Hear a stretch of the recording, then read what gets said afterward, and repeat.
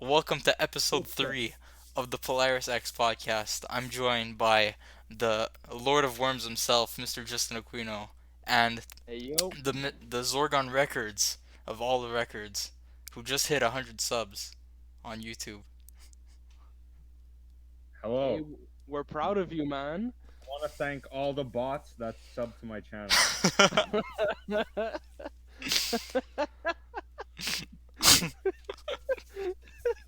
How many bots do you think you got, like, replying? Actually, 90% of the views come from Bangladesh and India, and they're on What? phone sex What? videos. They're on phone sex videos, and it's because they type phone sex like on YouTube, and then that shit fucking pops up. And then they get a nice dose of metal, and then Yeah, and do they yeah. actually watch the video? And then, like, I think if you watch more than half the video, it counts as As a, one view. I think. I So I think anyway, I think the way it works is as soon as you click on it, it counts as a view. But does ah, the you can see in your stats or whatever, like the watch time, how long people actually watch for. Well, I'm curious if if they no, actually they don't. stay, They they don't. click off right They away. don't watch. Yeah. Yeah, for sure. Dude, Anyways, as soon as you said Bangladesh, and I was like, yeah, It's, okay, it's that's like scam capital of the world. but it's so true. It's so true. I looked and I'm like, it's Canada, Bangladesh, India. Why are they like what the fuck? Anyway, oh my I god. don't know if you saw on the last podcast on YouTube, we got a comment that says a timestamp for at the 11-second mark, yeah, and then a link, and when you click it, it sends to like some shitty ass porn site. What the fuck? Are you serious? that's a bot. I Yeah, swear to God, I thought at 11 seconds there was something funny, but all it was Hella Waits playing as the intro, and I was like, okay, so what's his link? And I was like, okay, it's porn. Never Oh my mind. god. Yeah, porn, did you delete the porn. comment or like is it still there? No, I think I just left Oh it. my god. but Just play. 100 subs, man, like that's no easy feat, man. Even if it's not a Yeah, million, just reaching there, that's a huge accomplishment, man. it's not bad considering I just use it to post like the worst content ever. No, So don't say that. that it Yo, even has 100 people. That I mean, it's pretty funny. It's good. yeah, yo, it's the meme. It's all about the meme content, the meme metal music. People love that. I mean, I love it at least. Yeah, like 5 people. Five people. Five. Five people, and the other 95 are Bangladesh scammers. Yeah, yeah. All right, let's get into the topics of today. So today we got uh, Rust and Peace review, but before we get into that, at the beginning of the show, before ignoring all the technical difficulties, we played a track called "The Atomical Onions," Quaker Fucks, and that's a Quaker track. Fucks is the name of the song. Yes, Quaker Fucks is the name of the song. The Atomical Onions is the artists, and the artists are me and John, and the singer from Scream for Morphine, Marco. And Universal Chakra Alignment Services. Yes, it's a collab. It is a collab. It's like the body and full of health. It is a massive collab. Yo, dude, I'm glad I'm not the only person that knows about the Body and Full of Hell collaborations in my friend group, man. Oh yeah. I mean, they fucking kick ass. I mean, like, Dude, it's some of the hardest shit to listen to, man. oh yeah, oh yeah. Atomical Onions, Oh, but yeah, so that's what that is. But let's talk about it. So where did that come from? That bro, is a 9 minute uh piece of improv that we did at the end of an SFM rehearsal, I guess, at our jam room, uh, like at Rosemont. And I think I used. It was so cool. It was so off the cuff, right? And it was like a drum set, one amplifier, one guitar, and one And mic, Mike, yeah. and that was it. And it was cool. I remember. I think I had my shitty Les Paul or my Telecaster through a bass amp with no pedals, and it was just pushed all the way. Just It's like all the knobs were just pushed. it sounded oh my great, god. man. Like I remember It was cause home. Well, okay, we were all talking at the same time. Sorry. I remember like going in, and that was like right after Scream for Morphine rehearsal, right? I think Shay had leave, Yeah, or he Shay was was packing up. going to Red. He left like half an hour before, like, because we had a time slot, right? I think it was from like 6 until 9 or something. I'm probably wrong on that, but it was Yeah. like around there. And I think he left like half an hour before, and we were like, okay, well, like let's just, I guess, use the time that we have, right? And Yeah, and then we had the last half hour or whatever it was, and then we were just yeah, jamming, and then it was all improv. But the improv was so good, because we it was were we the were best stuff. nailing the transitions. Like we were looking at each other, like, okay, we're ready. We're gonna go here now, and then we're all like, okay, and then we just did it, and Yeah, every single transition was super clean, and yeah. for me it was probably one of the best improv, 10-minute improv thing I've ever done.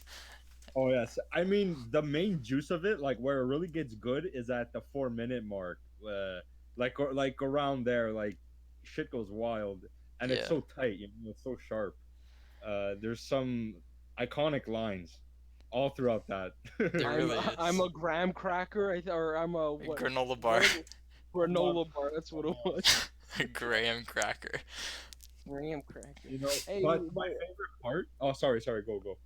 I was just gonna say because it was really like a cool vibe. Like even like you said at the 4 minute mark, it still felt like like even for an improv, it felt like there was like a really natural and dynamic structure to it. And I like the first 4 minutes. It has like a really lounge jazz feeling to it. Yeah, yeah, Yeah, yeah, that's that part. And like you guys said, the transitions they were at for an improv. I mean, they were pretty fucking smooth and like they hit the nail. the hammer. Sorry. Graham cracker. The hammer. I can't wait to say that again. Wait, no, don't say it now. Don't. Okay. We No, gotta no, we gotta true, true. build the suspense. Wait, but yeah, I mean for the Atomical Onion stuff, I mean at the end of that, like we all looked at each other and we were all just smiling, cause that was like a top-notch jam. And then I remember walking to the metro afterwards, and then we're like, "Yo, what are we gonna call this thing?" And I Oh, forget how I came up with the name, but I remember I was thinking, yeah, you did. yeah, we were thinking of opposites. Or we were talking about, I forget, like some atom bomb or nuke bomb or something. And I was like, okay, what's the opposite of a nuke? An atom. And then I'm like, Oh yeah, yeah. And then I forget what the opposite of the onion was, but I just came up with it. And then I'm like, yo, the atomical onions. yeah. And then I think either you or Marco added because we had a granola bar or something, and that's why it's in the song around the Yeah, 8 minute mark. I think where he's like, "I'm a granola bar, I'm a yeah, granola bar." We're all cracking up, man. It was freaking hilarious, and that's why the song is called Quaker Fucks, cause Quaker oats. So yeah, yeah. His And then rambling the was F just word. so unexpected. yeah, what did you say, John? Sorry, Oh, I just said like we had the F word in there just cause. Cause Why it was not? fun, cause for the meme. Yeah. the Yeah. F word. I As if you haven't said it before. okay, well, whatever. I just I have to. I just want to point out my favorite part of the whole song is like it's getting out of like the first part, I guess, like part one of the opus, one of three or whatever, and like with Mark, he just says 1 2 3 4 when you Yeah. gonna dance with me, and we all just know. It's almost like we just knew what the next section was, and it was so sharp. It was like what was going on. There was some good magic there. When you listen to it, it doesn't sound like improv. Especially now that you mentioned that, when he goes 1 2 3 4, you know, and like he counts us in, and Yeah, like it makes it sound like we rehearsed it, but it wasn't yeah. rehearsed. You wanna dance with me? Why do you Yeah. gotta go? Yeah, and then afterwards, when the band broke up, I took the name, the Atomical Onion, and then I started a Pokemon YouTube channel. Yeah. And I started it just mainly to practice my editing skills.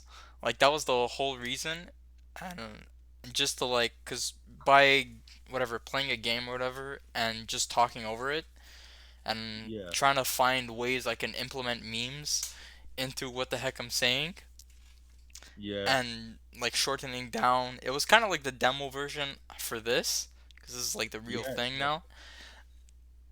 And I like learned like a lot, like how to like do photo editing, how to make thumbnails, how to whatever do a layout and stuff, which I still need to make for this, which I'm planning to do. I'm gonna make like a nice layout for this stream and like have like our handles and whatever. It's gonna be really nice.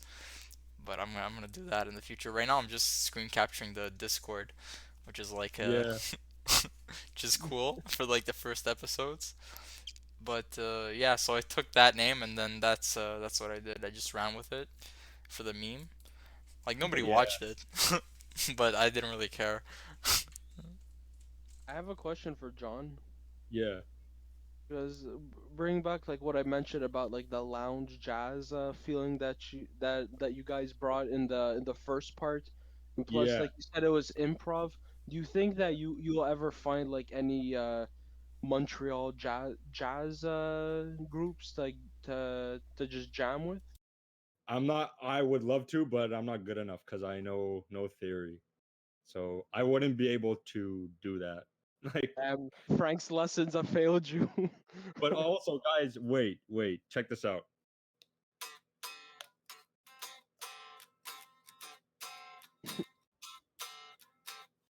That's the riff. What's the riff of Yeah, Onion? Of Quaker Fucks? yeah. Oh yeah, Basically, you're right. Yo, I hear it now. Yeah, yeah, yeah. kind of like all centered around that vibe or whatever. Yeah. Anyway, Yeah, that's oh, cool. Yo, I can't believe you just have your guitar ready. oh yeah, like in Uh, my bed, they're just all just in my room. So yeah. Austin yeah, asked us a question in the chat. He said, "Did y'all start the podcast randomly?"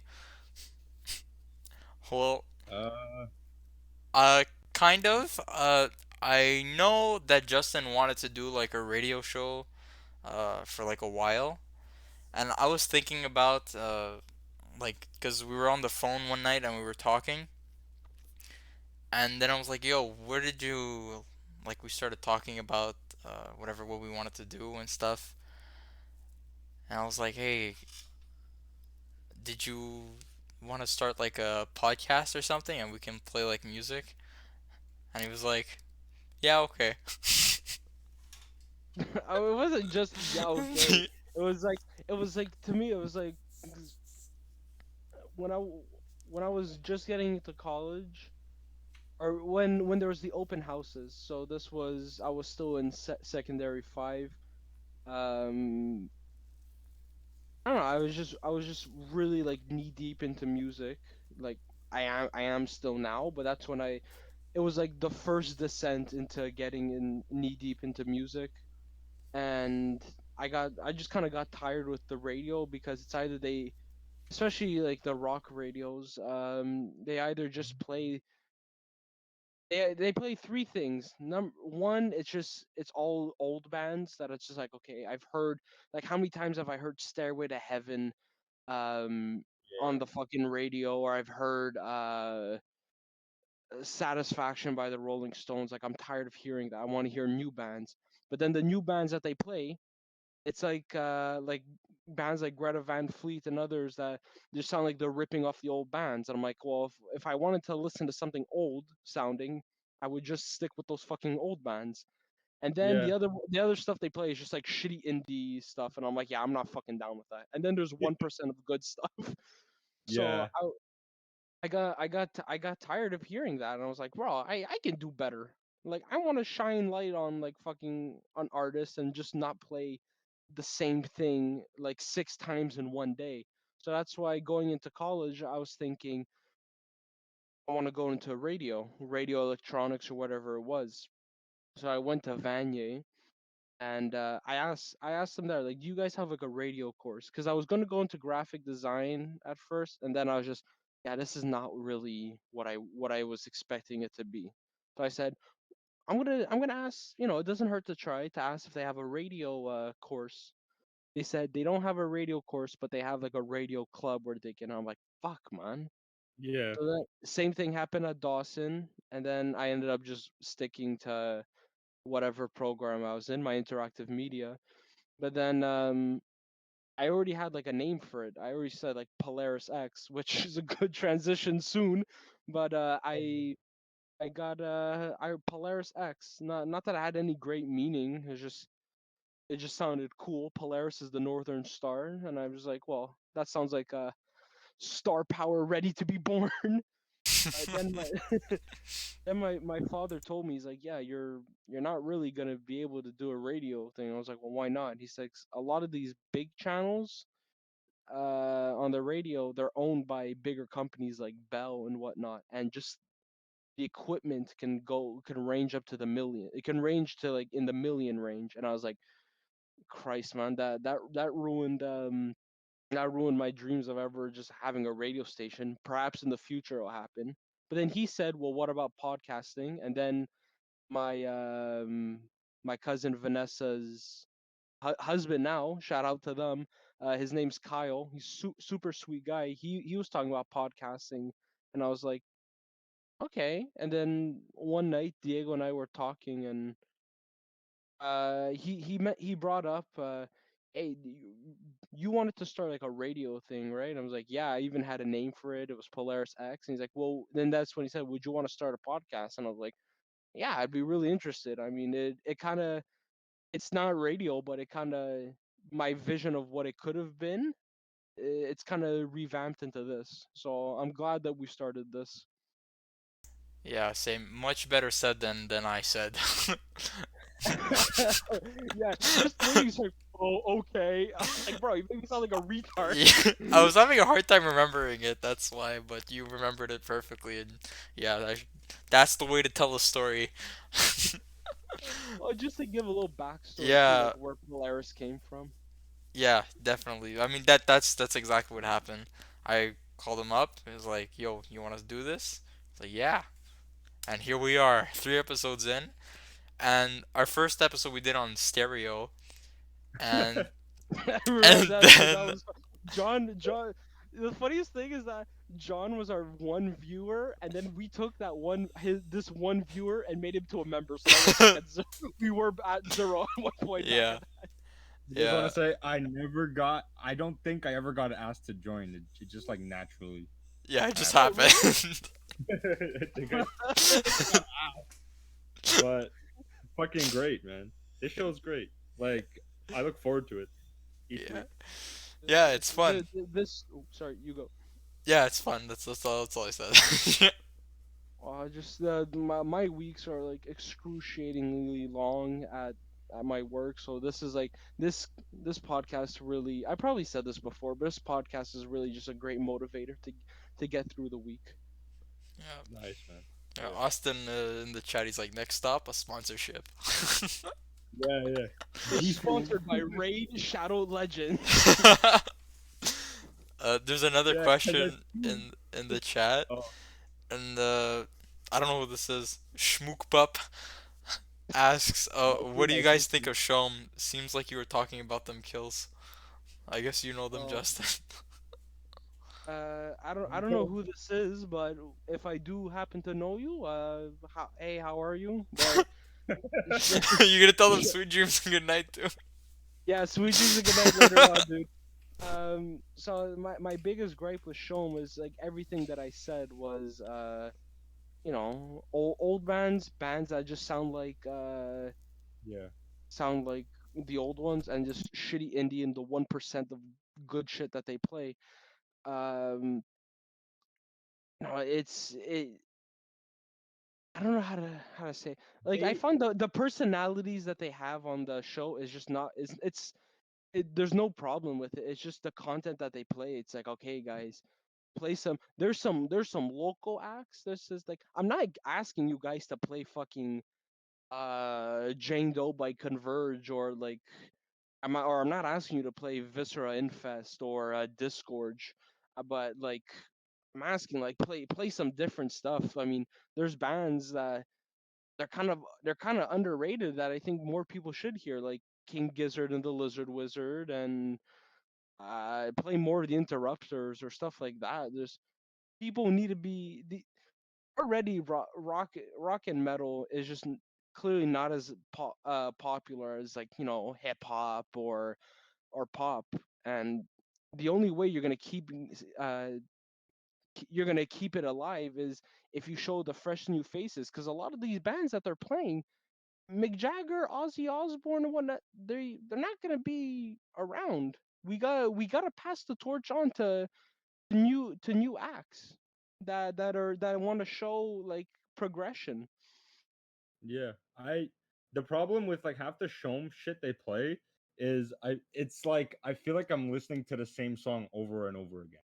Like it's the same like alt rock, like detuned big riff kind of shit, and the vocals are I don't know, like they whine and they're emo kind of sounding, and it's like why can't they just play some like deep cut fucking Rush tunes, which they do once every fucking year, or like just like some like deep cuts from famous bands, and then play some kind of underground bands that haven't made it yet or are on their way, things like Like, that.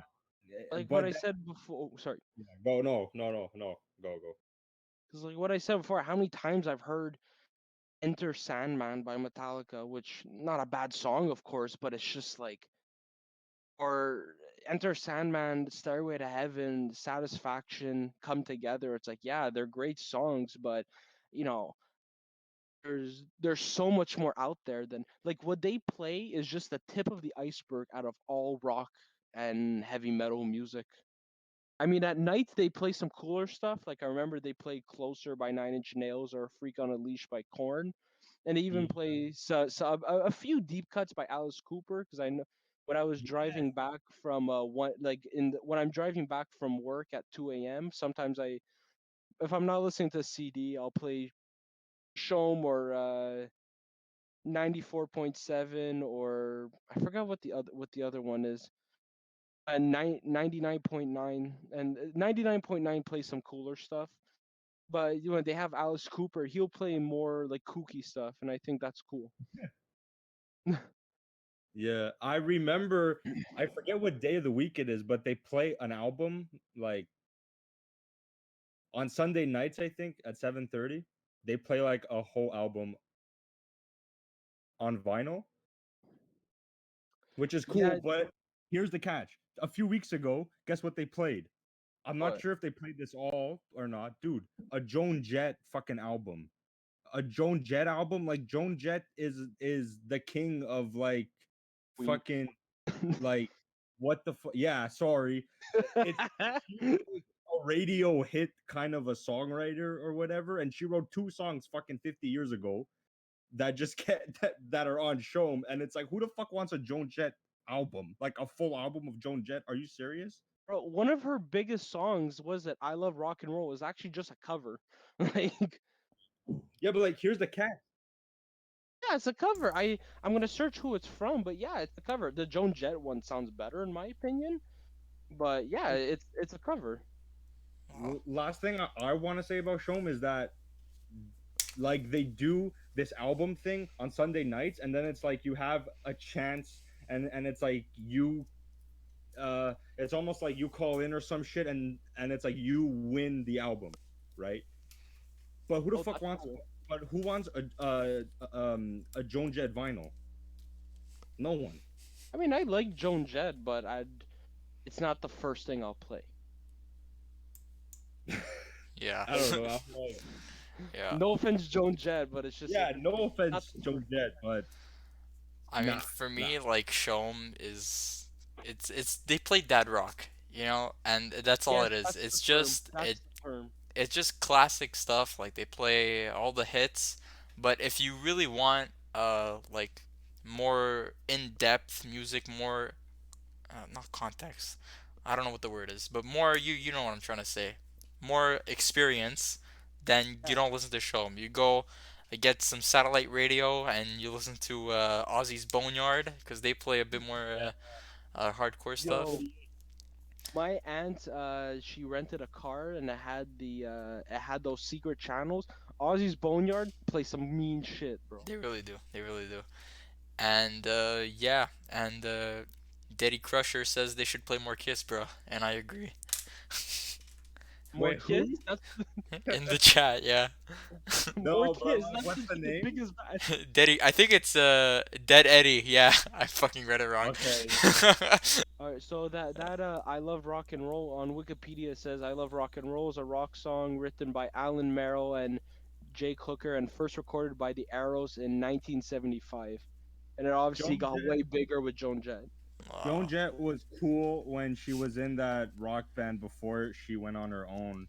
The Uh, Runaways. yeah, yeah, they had like a really sick vibe with Lita Ford and Sherry Curry and stuff like that. That was sick, but not her soul. Cherry bomb. I felt like a lot of these a lot of the Joan Jetts, the Lita Fords and Blondie. I felt like even if Oh, they, I love they were, Blondie.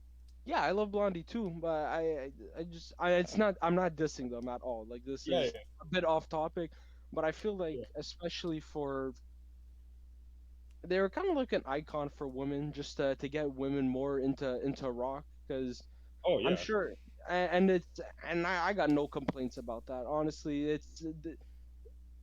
they kind of just prove this point of like you don't have to be like a princess or a diva, like rock out, show that you're fearless. That's the ethos and the attitude that I like best about them, is that even if like I mean they're not like Bad Brains or like fucking No Means No or other like hardcore punk bands during that same time, but because they had huge hits, obviously those girls. But I mean, especially because they were mainstream, it helped like expose a lot of women, a lot of teenage girls to like, you know what, maybe I do want to experience this, and maybe I want to be fearless. So I give props to for that. Like oh yeah, obviously Joan Jett, like I can't name you more than like three songs, but that her influence and that and like Blondie and Lita yeah. Ford and whatnot, that's I give them a huge round of applause for their influence in that. Oh yeah, yeah, yeah. Yeah, all right. I agree with Just to keep things moving, like we're half an Oh hour yeah, in, shit. This is so. and Oh shit, we're already half an hour. that. yeah, Yo, 97. yeah, we're already half an hour. So let's get into the actual review of Rust in Peace Polaris. Are you ready, Justin? Introduce the next segment. Welcome, motherfuckers, to a new edition of the Hammer. I It did gets the me every pause twice time. Two explosions. Edit out the first one. No, I'm So, giving it. so welcome to a new edition of the Hammer, where we review rock and metal albums. This week, we got another thrash classic. You might know this band. It's a little known indie band called motherfucking Megadeth with their classic album Rust in Peace. This came out in 19. Polaris. Okay, sorry. This was the first album to have Nick Menza and Marty Friedman. I'm pretty sure. Yeah, And like, what a hell of a record. I mean, really. John, you were Top gonna say notch. the release date. It was in the 90s for sure. It came out when? The It's 90s? in 1990. I'm pretty sure. Okay. It's like the fourth album or fifth album or some shit.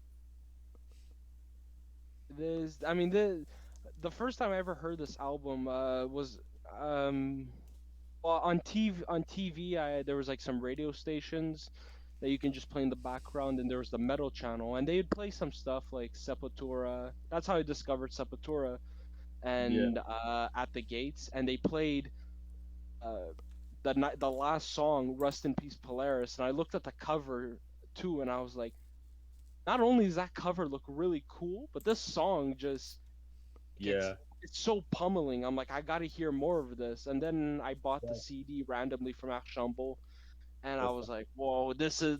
I could see why it's a thrash classic. Yeah, I have to say that song, I know it's like one of the last songs on the album, but there's so much going on and the whole band is just like holy fuck. And I'm kind of surprised that they chose to put that song at the very end. Because it showcases like what they could all do, I think. But I have no problem with it being the last one. yeah, If you could replace that to be, what would you rather the last song be? I feel like uh, Holy Wars would be that's, like a yeah, like really huge finish. or Five Magics, I think. Some something like that. Yeah. I think it's good. Like the album order, it could use some rearranging, but I feel like the ending is good because it leaves you on Polaris, and due to like our brains, you know, like by the time you get to the end of the album, you don't remember like the fourth song. Like what was that again? So I feel Oh, I like remember the fourth song for sure. That I was a highlight for me. I don't even know what it was. Poison was the cure, I think. It was a Five No, it Magics. was Five Mad, yeah.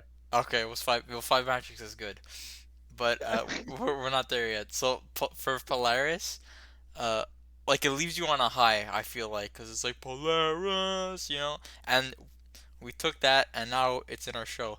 So, but and I feel like Holy Wars as an intro, like as soon as you press play on the album, and then it just Yeah, fucking right out the gates punches you in the what an nuts opening. and you're fucking ready to go. Yeah. This album I feel goes like the first two songs are just fucking amazing. Yeah, like you get bitch I slapped. have a problem. Wait, what? Like you get bitch slapped in the face. Like yo, this is Yeah. Megadeth. Wake the fuck up. Here's Holy Wars, eat my ass, and then the other one. Now it's time for Hanger 18. Suck Hell my yeah. balls. This one's a bit, yeah, man. Suck my balls with Hanger 18. I have to say though, that song doesn't even sound like. I mean, it sounds like a heavy rock song. It's still a good song, but it almost doesn't sound like a Megadeth song, if that makes sense. But I still think it's like really amazing. It's really good. I really love that part of that song where it goes possibly no too much. I love that part. My favorite part of Hangar 18 was the amount of solos, and there's not one disappointing solo or one disappointing lick in that entire song. Yeah, no way. Yeah, definitely agree. Uh, One thing I will mention, and and this like it just basically takes a huge diarrhea dump on Hell Awaits. The production is so fucking good, It even really for is. like Yeah. even if Oh it's yeah. a '90s album or if it's a thrash album. Um, Especially because of that it's so old now and that it's thrash metal. Everything comes in so super clear. Yes. Yeah, Yes. you can hear everything on this album. You can hear the bass clearly. You can hear the drums really nice and crisp. Just the only thing with this album is Davis' vocals. Like I'm not a huge Megadeth fan, but want to listen like especially the first few times that I ever listened to Megadeth. Like I had to get over the fact of Dave's "Hello me, meet the real me." You know, like that. Yeah, like his vibe. It's kind of like his character when he sings. You know what I'm saying? It's Yes, exactly. I guess some people do like it. I guess it's like a mixed thing. It's like some people like the vocals and then some don't. But I think his vocals overall are really good, except when he makes those random things. Like I don't know, just like A good example of a random thing that he does is at the beginning of Lucretia, he does this stupid laugh that yo, I hate that so much. I hate and it. this So annoying. laugh, it's if you haven't It heard it, makes me want to cut my balls off. it sounds like the Joker's laugh, but from Jared Leto's Joker.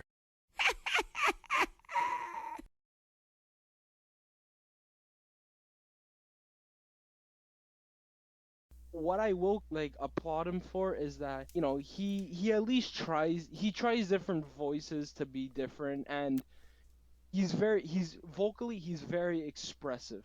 Like on Rust Yeah. in Peace, when he sings what was it, what the fuck was it again? Yeah, I have the book with me. I gotta fucking read it. Um, when he says, "I spread disease like a dog, discharge my payload." Yeah, Oh it's in yeah, Rust in Peace. Yeah. yeah. Like he's very he's very expressive, and there's not a boring moment with his vocals. But there's sometimes where it's kind of like, okay, dude, you're pushing it. I felt on Hangar 18, it had a really fun, catchy vocal melody, but it just the vocals I thought were just a bit strainy. At the end of Five Magics, he does this weird calling back where he goes high voice and Yeah, and Yeah. I was like, what the yeah. fuck are you doing? That might be my least favorite track. Cause it's so like, yeah, The only good thing about Five Magics is the baseline intro, which is like really good. Like the I don't yeah. like There's yeah. yeah. No, go sorry. No. I was gonna mimic it, but I'm not gonna mimic a bass. Oh, I'm I good want at making fun of his vocals, but not a bass. Another really shitty vocal performance, and it's the and take shittiest no song. prisoners. No, it's a Dawn Oh, Patrol. Yeah. Oh my dude, God. When he goes, that's not even a song. yeah. When he goes like that.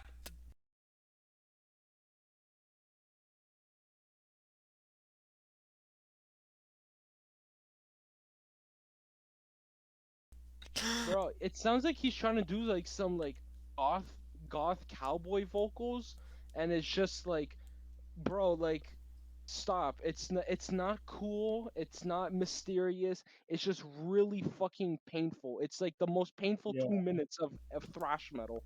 I Like, mean, with Dawn Patrol, it's not really a song. It's kind of like it segues. but Uh, it's not even a good segue though, because it's just a slow bass, and then it segues into the last song, Rust in Peace, which is yeah. like thunder and lightning, just it Oh, tramples over everything. I texted this to Diego. Dawn Patrol. I mean, it's a waste of a pretty good bass line, because I felt like they could have made their own like Walk by Pantera. I felt like that would have been like a good thrashy groove song. And to piggyback off that, I really think that this song is an incomplete song. This uh track, I guess if you want to call it, I feel like they Astral. could have taken this and just like it sounds like they were just trying to fill up the time because the album was too short. Like just take this and attach it to another song. Put it at the beginning, put it at an end, or develop it more because it sounds incomplete. The first time I heard Yeah, this, the first minute in, I was like, "Oh, this is a nice bass line." It kind of gave me like Marilyn Manson kind of vibes, and the drums are really good. And then you get Dave's vocals that just like he yeah, sounds like he's reading a poem, and he's just talking like yeah. and then Yeah. the when he went like it just completely like killed my boner, bro. Like I did not like that at Yeah. all. Because If the song is like a minute or 2 minutes. They could have easily made this like a short song with the bass line that they had in it. Like I'm pretty sure they could have done it if they really wanted to. But Well, that they just did do sucks. like a super they did a super short song like with Poison Was the Cure, so I don't see why they Yeah, couldn't have done it with Dawn Patrol. exactly. I felt Yeah, like what would have been a cool segue into Rust in Peace Polaris, because, and we'll get into the lyrics like later on, since it is talking about nuclear warheads. I felt like if they found like a speech about the fear of nuclear war, especially like they just came out of the 80s where Cold War is happening and they were stocking up nuclear bombs like crazy. If they could find like a speech yeah, yeah. snippet and add that there, and then as soon as the speech is done, immediately the drums kick in. I felt that might have been a cooler segue, because Dawn Patrol, like Diego said, it's it's fucking worthless. It's a worthless song. It could have been something way more. So It's yeah. I mean, it's Ass Patrol. yeah, it Dude, really it is, really is. dude. When I It's listen Ass. to it, cause after I listen to the album, I go listen to other people's album reviews to see what they have to say, and everybody was like, "Oh, this is a masterpiece. this is 10 out of 10 for me. And then my favorite track was Dawn Patrol. I was like, what? How is that your favorite Who track? the Dawn Who Patrol? said that? I'm not First I'm not Flight, gonna I'm not gonna Fire mention 18, names, but Tornado of Souls. What the fuck? yeah, I Oh, was like, how can you say that when Holy Wars and Tornado of Souls are on this album? I yeah, That exactly. that just defecates on all the other songs where there's some amazing talent going on, and it's like you're telling me the song that doesn't even have like guitar in it. It's just a simple yeah. bass line with like a bit of drums and some shit ass trying to be edgy vocals. That one's your favorite? Okay. Yeah, like But they were saying, it's like, oh, this is a really unique piece, you know, they really took a risk here, and I really like it. I'm a really a big fan, which is all right, fine, more power to you that you like that. But it wasn't just one person that said that. It was unanimous. Every single album review that I watched, everybody said that Dawn Patrol was a good song, and it kind of took me back because I felt like I had a wrong opinion. But coming on to here now and hear you guys say the same thing, I was like, okay, so I'm not fucking crazy. So, Yeah. so they're crazy. I yeah, wouldn't consider it a song. I would consider it like all it does really is. I mean, if you Transition. think of it this way, yeah, yeah, it puts like it's just an in between spot for the last two songs. That's all it is. It's just like a little piece that happens sometimes. Like some bands think they're cool and they're like, I want to do like an artsy thing, blah blah blah, and then they just put this kind of shit on their fucking album, and it makes it from a 10 on a 10, and, like it makes a 10 on 10 to like a fucking 9 on 10, just like that. yeah, yeah, because they took a Uh, risk or whatever. And Risk by Megadeth was a fucking risk. What a shitty album. We're not dude, talking that about that that. We're not talking we about gotta that. That's we could review another. that for another day. Dude, I'm gonna get worse headaches from listening to that Oh one. my god. I'm telling you, we need to start reviewing like shitty Oh my god. Saint Anger will be Yeah, soon. Saint yeah. Anger, fucking Risk, and then I don't know, another shitty album. There's actually a few things I want to mention about the production. It's like, cause I know I said that it was like everything sounds perfect, but like I feel I don't want to say everything. I'll say almost everything, and I'll tell you why. Like guitar wise, I mean, it sounds perfect. It doesn't sound muddy at all. It sounds Yeah. flashy, and it sounds like the musical form of lightning. It's just like I said, it's so flashy. It's playing fast, and there's some points where there's some really good technical playing. The bass, I mean, it sounds like a constant rumble. It doesn't sound like it's lost in the mix or it's just in the background. I mean, it's there and it's pummeling, and I love that. Yeah. My biggest gripe, maybe you guys will disagree with me, but I felt there was a few songs like Holy Wars, Hangar 18. Um, it's slipping from my mind, but I think there was two other songs. I felt like the drums, it could have had a bit more punch. Like there's on songs like Five Magics or Tornado of Souls and even Rust in Peace, where those drums they're in your face and they pack a punch. The other times I felt like okay, it sounds like a drum kit. It Yeah. it's not the thunder that I was expecting. Like on Holy Wars, all I could hear from the drum is just cymbal playing. I can't hear shit from any of the toms or any of the snare. I can't hear anything unless that's he's only playing that, and I don't know. But there's some moments where the drums they could be louder and they could have like more of like a weight to them. But then there's other songs, um, like the ones I mentioned, Five Magic, Tornado, Souls, Rust in Peace, where it's perfect production. So I Yeah. like production like an 8 out of 10. Just I wish the drums were a bit stronger and louder at points. And I'll even say this: the vocals. It doesn't sound like the vocals are too high in the mix, where everything sounds like it's in the vocal shadows. So Yeah. I don't know who produced it, but they did a pretty good job for the most part. Good job, producer.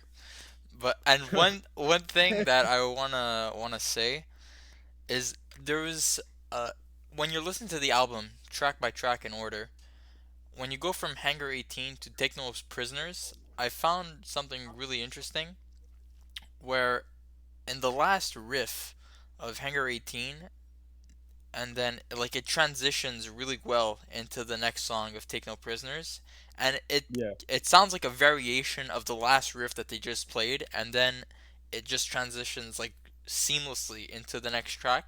And I was like, okay, wait, is this the same song? And I had to backtrack, and I was like, no, this is a different song. Wow, this is pretty yeah, cool. And it, like, there's some parts on the album where, like, especially that part where it just flows like really nice, but then you get like some really crap. Like you go from Tornado of Souls to Dawn Patrol. Like you come off this really high, and then next thing you know, it's just bass and drums, and you're like, okay, but where's the guitars? yeah. I feel like the if we're talking about songwriting within the songs, I find that transitions that I find them perfect. But like he Oh, said, dude. the structure where like Tornado Souls to Dawn Patrol, that's like the biggest what the fuck.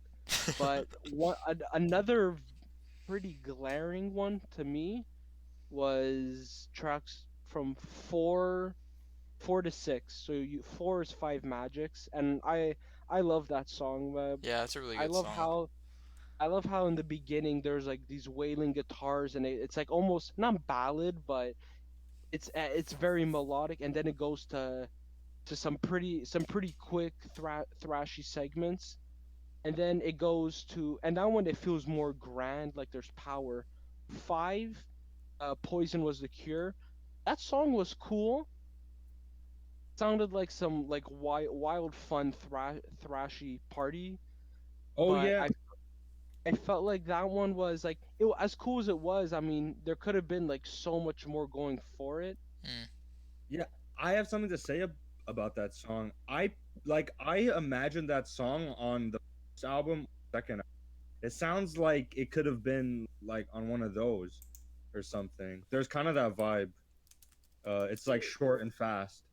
It kind of reminds me of Municipal Waste because like Yeah. there's like a lot of like the really fast like crazy songs that Municipal Pay. What the Wait, fuck? That was a tongue twister. Municipal Waste. Jesus. Like the art of partying. Like it's just fun thrashy tempos all throughout. Like it's as fun as it is. It's just it wasn't a huge standout. And then you get to Lucretia, which that dude, song, that in my intro. opinion, that song was boring. Dude, what the fuck? The intro sounds like Voivod. No, yeah, no, that intro, the Ah, ding, ding, ding, ah, ding, I thought it ah, was gonna be like that. ah. That's the intro. What the fuck? Oh, I love that song. That's the Oh, intro of that song. I don't know. See, because I thought the ding, ding, ding, ding, ding, ding, ding, I was like, oh, this is gonna be very interesting. Like it even reminded me of Voivod. But then I just thought throughout the whole song, I was like, uh, I mean, it's decent on a good day. Even the solo wasn't that crazy. And that reminds me was it Lucretia and Take No Prisoners, which I enjoy Take No Prisoners. I I found have a problem I with that. found the riffs were better than the solos, in my opinion. Take No Prisoners. I hate the like I don't even know what to call him, but when the whole band says like Infiltrate infiltrate them. them, Get it right. Terminate them. it's Dude, on how Take No goofy is Prisoners that? and on Five Magics too, where the backing vocals they're like pitched down like a little bit. Yeah, What the dude, fuck were they thinking? What the fuck is that? bro, Five magics. Yeah, it's so fucked.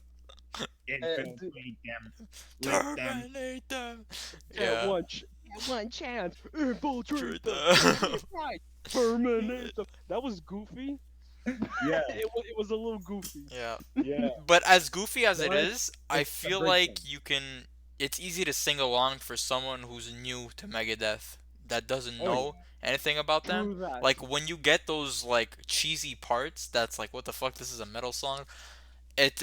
I find it's a very good transition for somebody who's listening, who's not really listening to metal, who's not a good, who listens to pop and stuff.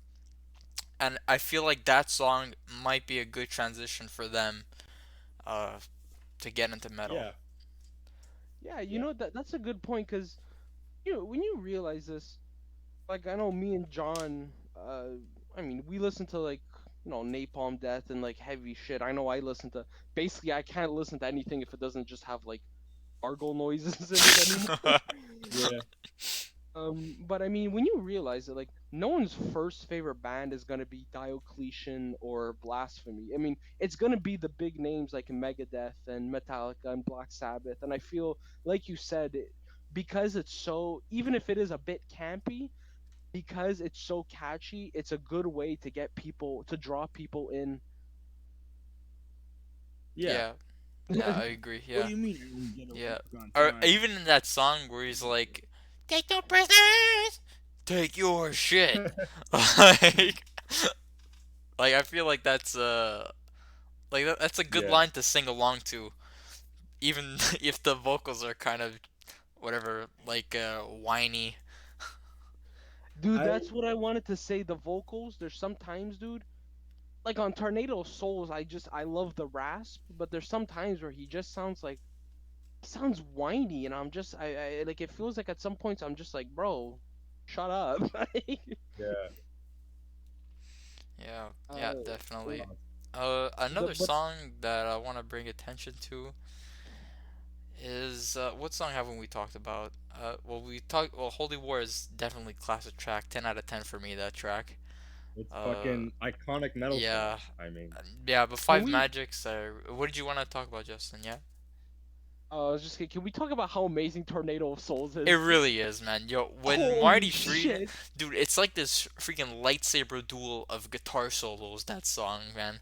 It's really cool, man. dude, the solo, like the first part of the solo, it sounds very melodic and soulful, and then you get into this quick I don't know. It's he's probably not tapping, but it sounds like that. It sounds like Van Halen style tapping, just yeah, going crazy on this fucking fretboard. The riff is so catchy. I love how how the riff like it goes up and then it descends. Mm, And the craziest part about that song too, I mean, which it's a good way to segment into the lyrics too. This song is about like a relationship failing, which is so crazy. oh wow. yeah, I Okay, didn't know and that. Justin told me that last night. And I was like, really? That's what it's about? It doesn't sound like it. I find one of the a strong point about the lyrics. Um, maybe not all the lyrics are perfect, but I will say though, they're they bring a lot of imagery to mind, and they don't talk about just normal subjects. I like a few of the songs. Well, a few of the songs. Hangar 18. I don't know if you know about that song, but it's all about. It brings like attention to like secret military bases like Area 51 and alien conspiracies. I think that's cool. oh, Five Magics. It's based on I think a fantasy novel, and there's a part where he says dethrone the evil prince iron the dethrone the evil prince's iron fist in velvet gloves of sin. And when he says I master five magics, that whole because in the book the main character this warrior has to master these five magics to overthrow this evil prince. Like I thought that's such a cool addition, even though the fantasy part is a little weird. And then talking about nuclear warheads and the threat of that in Rust and Peace, I just I the they're very descriptive, and it varies in topics. And who can forget Holy Wars talking about how ridiculous and crazy it is that there are wars caused by religion. yeah, One of my favorite, and it goes back to like to Rust in Peace, Polaris. When he says, "I spread disease like a dog, discharge my My payload a payload. mile high, a payload a mile high, rocket egg air so your nostrils like the the description in there, not just like when they say discharge my payload a mile high, that's just talking about how tall the explosion can go. And instead of saying sick as a dog, I spread disease like a dog. That's imaginative. And the rotten egg air, talking about the toxicity. Like I find those little intricacies in there. I find that very interesting. And whoever wrote the lyrics for those, I applaud them. Yeah, it's Another very, very highlight, descriptive. from Poison was the cure. Serpent swims free in my blood. Dragon sleeping in my veins. Jackal speaking with tongue. Roach egg laying in my brain. I love the imagery of that. Yeah, it's a really like once because you don't hear the lyrics like when you're listening it to the first time, you have no idea what he's saying, unless you have the lyric sheet right next to you. You have no idea what Dave is singing. It just sounds like a melody. The vocal Yeah, cords to me, I don't. That's how I listen to music. Like unless the vocals are like really really clear and like this is what I'm saying. Some of the extra words it kind of gets lost for me until you go and read the lyrics and then you go, oh, that's what he's saying. Oh, wow, that's very cool. And you get the kind of you appreciate it more once you actually yeah, know what he's talking about. Like the five magic things, I had no idea that that was that about. My God, I can't speak English, but yeah, that I'm gonna go re-listen to it now and like appreciate it more just because I know this little piece of information that I didn't know before about gathering the five magics and mastering them. Like, yo, that's like really cool. John, I have a question for you because yeah. everyone obviously knows that Megadeth, frontman Dave Mustaine, he was obviously part of Metallica Yeah. before he got kicked out.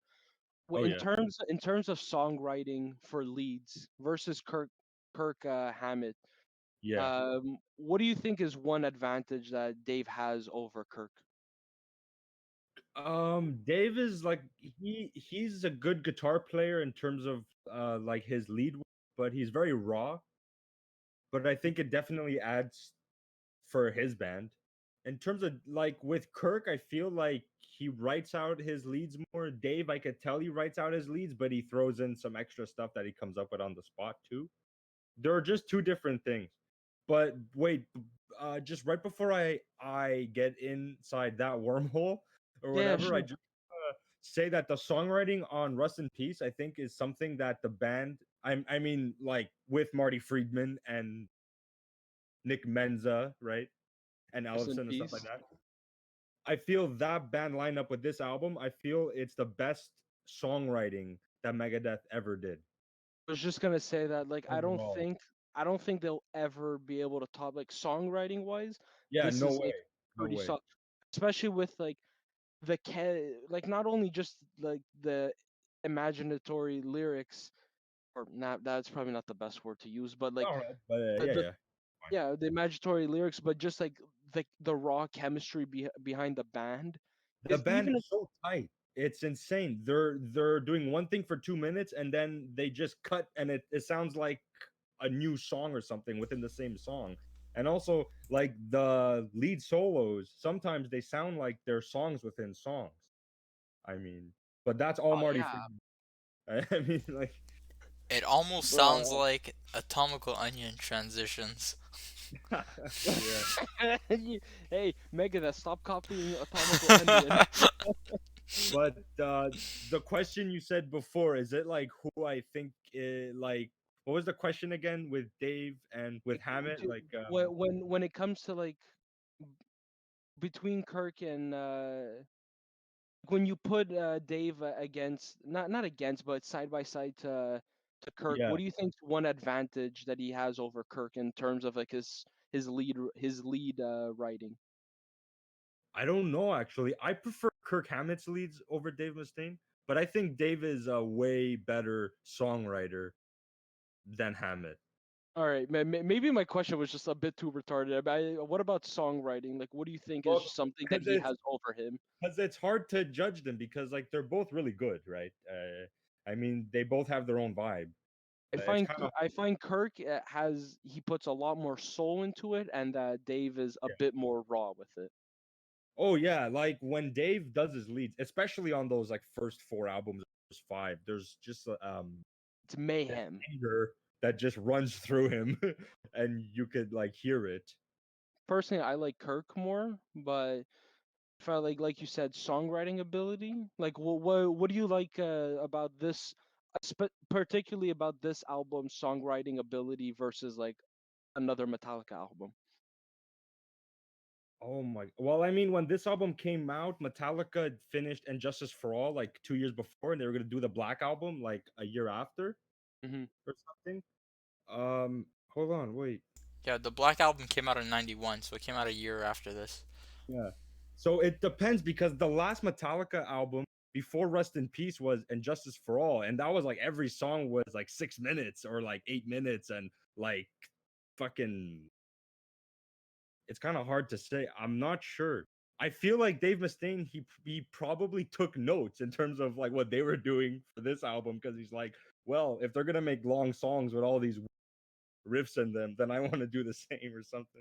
You know what I'm saying? Yeah, yeah. Because The transitions are very like rigid throughout the whole album. Like it's like okay, we're playing this, and now we're switching, and then we're doing this now.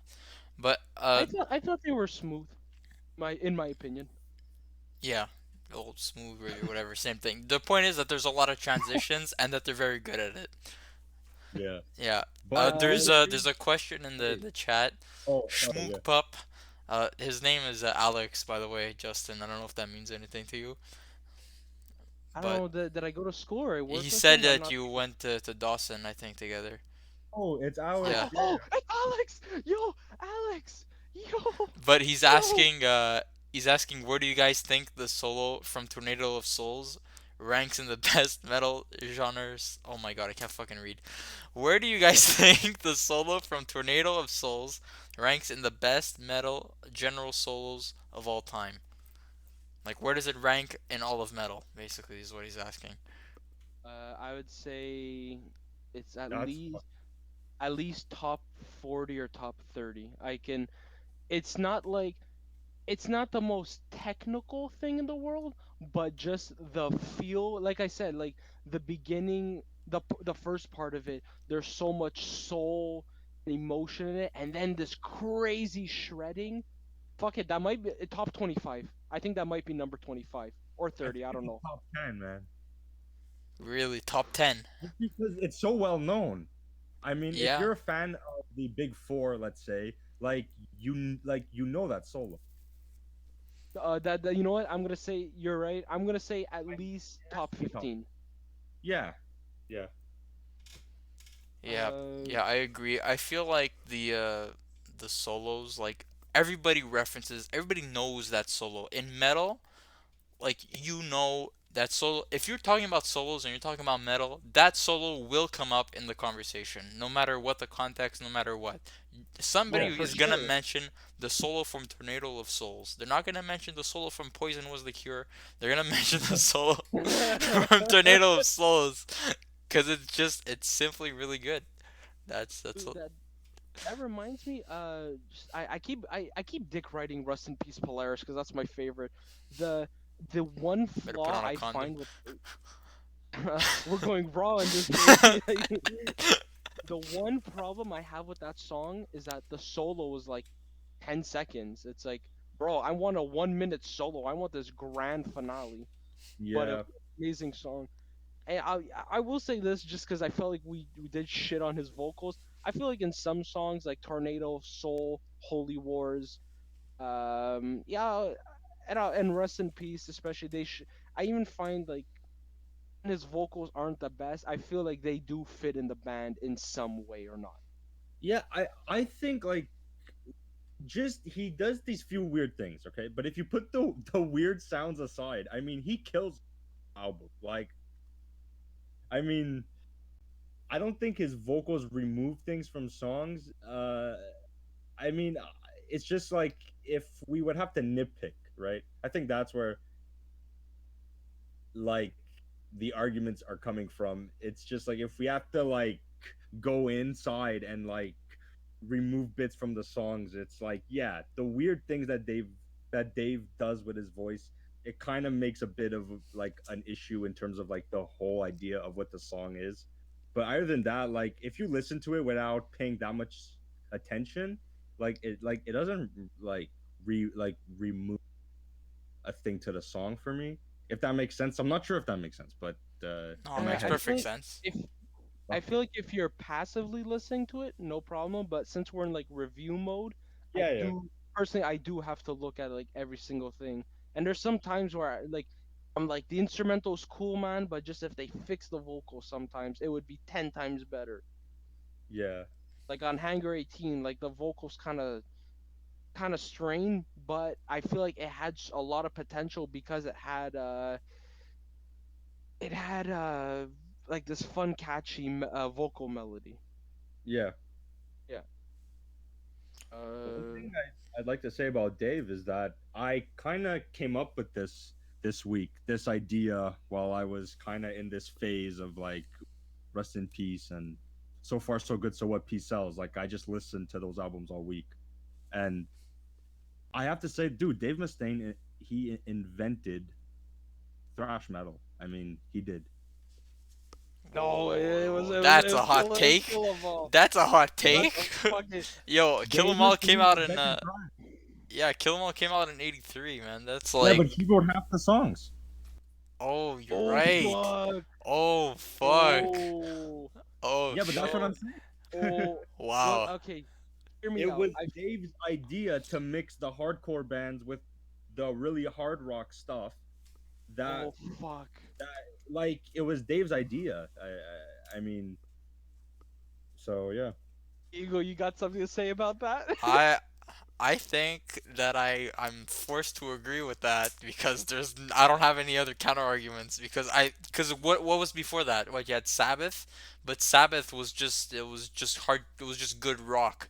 There wasn't any Well, thrashy fast bits in Sabbath from what I bef- can remember.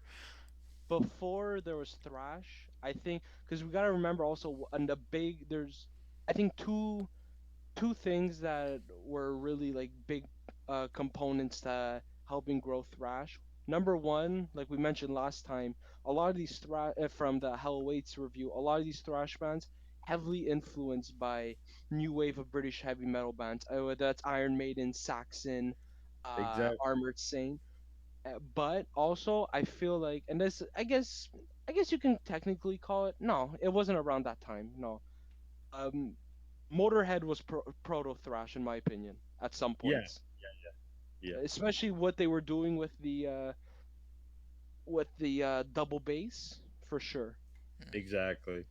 If we're Yeah. talking about pure thrash, yeah, I do fuck John. That was good, dude. That Yeah, was dude, good. that's a really good Well, take, man. I You mean, put us into checkpoint right there, checkmate. Yeah. there might have been a person that did it before, but it's just Dave was the guy that had an opportunity to work with. Because look, he worked with Metallica and Kerry King, so he definitely put like some kind of an influence on them, let's say. And not only that, he did his own band too. So it's Yeah. like, Oh shit, Yeah. dude. That I thought so at first you were just talking out your ass, but that was good, Dude, no, dude. that makes no, sense. It makes sense. I Like, don't. yeah, it makes sense. I Yeah. mean, he fucking invented Crash thrash metal. soloing. At least, like at the very least, he invented thrash metal in the USA. I mean, Yeah. at the very least. At very least, Yeah. he was maybe listening to the British heavy metal stuff, and he Oh yeah, took that and he made it his own, and then he brought it to the USA, and he was in the most popular band at the time, Metallica, right? And yeah. I mean, everybody knew those tracks, and everybody yeah. was going to those shows, and it just went on from there. And then they kicked him out of the band, and there you go. And here we are today. So you know what? John's right. You can't have a lot of Yeah, kill 'em all without Dave. you really can't. And That's a very good and, point. There's no and Metallica that without album, Dave. yeah, and And that that album, first yeah, Metallica is the first album of its kind. I mean, First it thrash really album, is. Yeah, basically. first rock album, most probably, yeah. yeah. I mean, And like, before first that, main too. maybe. Yeah, before that there was No Life to Leather, right? The demo tape that they had, and Dave Yeah, was on yeah. that, right? And Yep, yep. people just were listening to it and were like, and when they listened to it, they're like, "Whoa, this is this is gonna change things." That's a lot of like when there's debates about Metallica versus Megadeth. I mean, they do sound like different bands. Especially because Metallica incorporates a lot more melodic parts. Especially they showcase that on Fade to Black and a Mm, few points in Master of Puppets. A Yeah.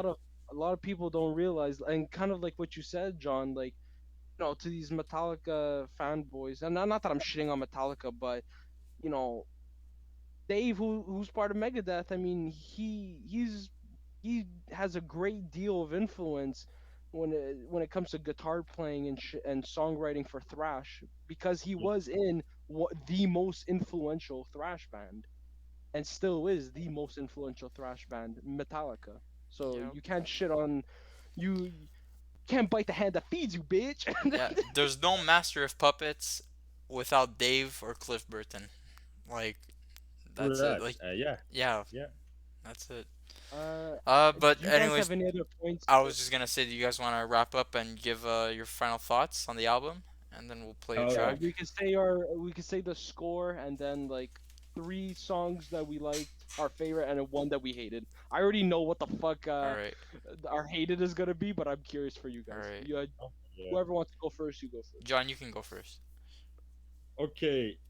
Wait. I just want to say before, as a record, this is just the hardcore like dude in me, fanboy. I Okay. like Peace Polaris just because even though this band is a fucking crazy band with Nick Menza and Marty Friedman, I just love the Peace Cells band more a little, like just a hair more. So I have to go with that. Okay. Just say my Out shit. of 10, Anyway. what would you give it out of 10? Rust in Oh, peace. 10. Oh, 8. 8.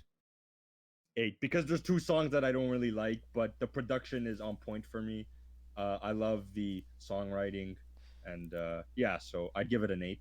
Yeah, Um, I have to name the now it's three songs that I really like.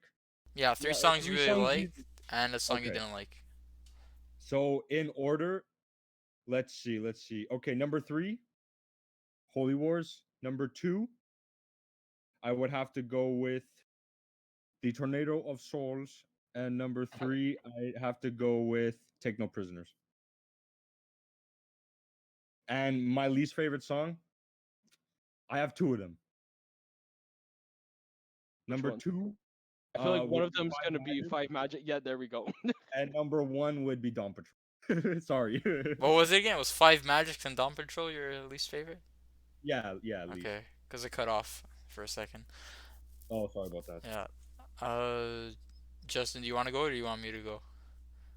uh, I mean, I don't got too much other to add. Um, I would say my three favorite songs. I mean, my number one. I mean, holy shit! I've been taught. I haven't shut up about it the whole time. Rust in peace, Polaris.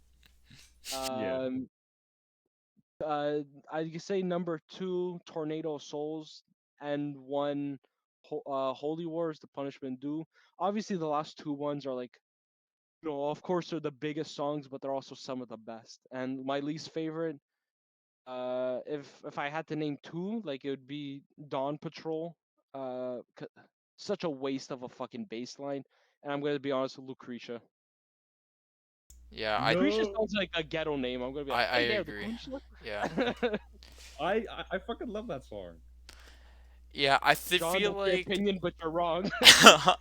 uh just to bounce off that, I was listening to Lucretia again, and I feel like the more you listen to this album, the more you're gonna like it. The more you listen to anything, the more you like it. That's just a fact. That's just like how shit works in your brain.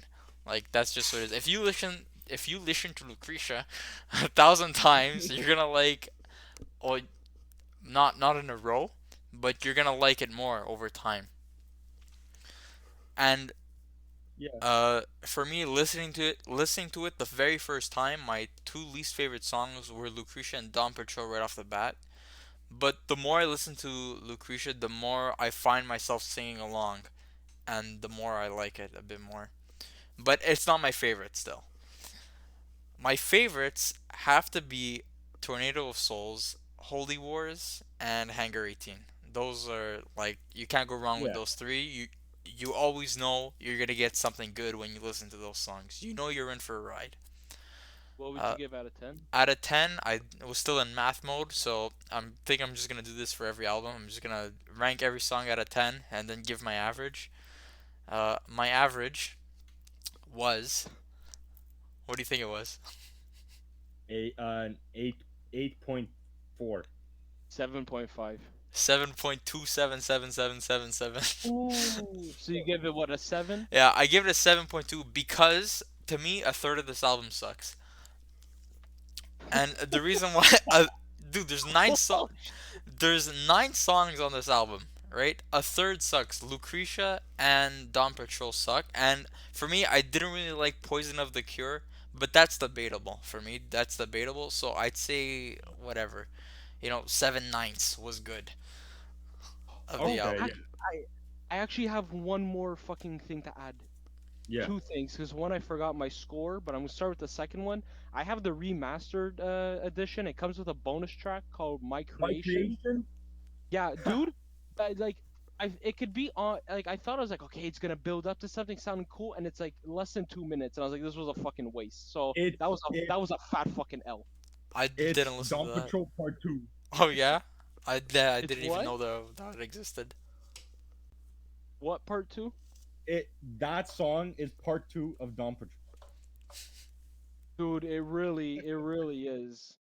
But I forgot to give my score. I just realized. I feel like the lowest I'd give it is like a 7.5 or an 8 max, but I'm kind of leaning more towards the 8. So to say just in general, I'm gonna say this is an 8. If they fixed all the flaws like that I gave, like personally, this would be like a 9.5. Yeah, Yeah, yeah. I think if they remove Dawn Patrol and And it. Poison was the cure. I Oh, feel like you can get rid of. wait, which one? Poison. Get rid of like Dawn Patrol or like put it or make an actual song out of it, like a Yeah. Pantera style song, Mm. and like get rid of like Poison was the cure and put a more complete song, and I feel like No, Poison. No, that one fucking rules. Anyway, I mean it was cool, but I just felt like there could have been more. But that's just my opinion. yeah. No, I think this album had the potential to be a 10 on 10. I mean, but yeah, there's just these things to it, and oh well. Yeah, It's it's a just great yeah. album. Sorry. No, go ahead. No, I wasn't gonna say anything. It's a great album, but it's not like a 10 out of 10 like a lot of metalheads say. Great Yeah, album, but it doesn't reach that potential. Yeah, I like Peace Cells more. Like I'd give Peace Cells a fucking 9.5 or even a 10. yeah, yeah. I feel like although this album was very influential for a lot of people and a lot of bands, uh, now listening it to oh my god, listening to it now in 2021, I feel like it's a 7. Like for me, it's a solid 7. This album. So Polaris! All right, here's the thing with Tinder. Don't do it. It's a waste of time, and they're gonna want to shekel you for all your money. yup. Yeah, everyone at Tinder's a gold digger apparently. Yeah, it's not a fun experience. Tinder, okay, and every dating app ever is rigged. What the fuck just happened? Justin just left. It was like, He just left. What the fuck? bye. Bro, you just left. What happened? You hear me? Yeah, what Yeah. happened? I don't know. Am I still part of the live stream? Yeah. Oh fuck! I accidentally clicked X on the whole screen. Oh my god. Bro, you're so bad with technology. Oh my god. Bro, I kid you not. I'm like it's like when you dethaw like in those cartoons they dethaw like a Neanderthal, a caveman from like the fucking prehistoric times, and you introduce him to technology, and like my job revolves around technology and cabling. It's pathetic. It's just so ironic. Yeah. It's really funny. Fuck. Anyways, well, welcome back to the podcast, Justin. Thank you. I'm your first guest. Your first. Oh my uh, god. do you guys want to just say like what were some of like your experiences with Yeah, online dating? I was gonna say before you left, I'm so sorry about before you left. Yeah, what I was gonna say, okay, Tinder and every dating app ever is rigged. Okay, they're a business at the end of the day, and they want to get you to spend money on all these little gimmicks that they have. The super like, the add more time so you can keep liking. I don't forget. I haven't used Tinder or any dating app in like a long time, so I couldn't tell you what the app is like now, but I can Oh, tell you that they are a business and that they want to make money. So what they do is they show you people who have already disliked you, who have already swiped what is it, left? swipe Yeah, left. they already swipe left on you. So if you even if you swipe right on that person, you're not gonna get a match because they swipe left on you. And they keep feeding you all these false profiles, and then you start feeling bad about yourself, and then you start thinking and downward spiraling, and that's what they want. And then you're gonna fork out that extra money so you can oh, how can I improve my profile, how can I get my chances Yeah. better. And that's just one thing that they do. The economy of Tinder is just completely rigged against you. On top of it, every the ratio, the woman to man ratio, I think it's like for every 7 or 8 men on Tinder, there's one woman. I think that's the last time I checked. I think that's what it was, but don't quote me on that. And that's sad because that just shows how fucked up men are and desperate. Yeah, and how fucking horny everybody is all the time. Fuck. When a lot of people say this because I'm on Tinder now. Get off of it. Oh no, I finally matched with like this pretty cute mamacita, so I'm gonna see Oh where this goes. jeez. Oh. Ooh, bow chicka wow wow. What a gambling But addict. yeah, well, if I told you the money that I fucking spent on this shit, like Oh my I'll tell about god. my experience after, but No, don't no. Oh jeez. All right, go continue before Let's we oh, go. no, overreact. I'll let you continue about the statistics, and No, then I'll I'm get done. into I'm the. done. Just go continue. Damn, you're really doing this to me. Yeah. Yeah. Oh fuck, now I'm nervous.